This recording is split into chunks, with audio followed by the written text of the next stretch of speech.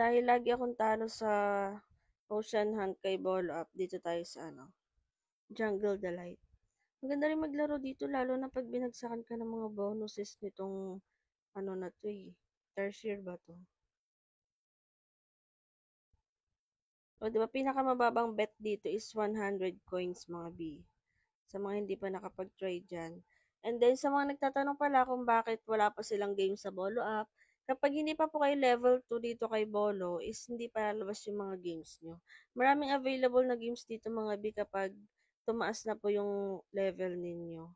Kapag reach level yung patataasin ninyo is kailangan nyo pong bumili ng coins. Doon bumabase si Bolo app para tumaas yung ating level.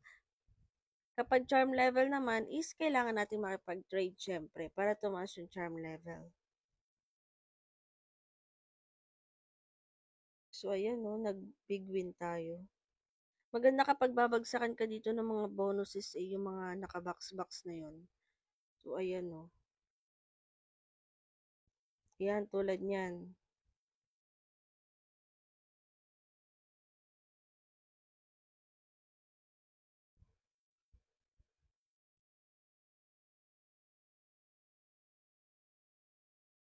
May mataas na bigay dyan lalo na kapag pack 1, tapos nag-wild pa.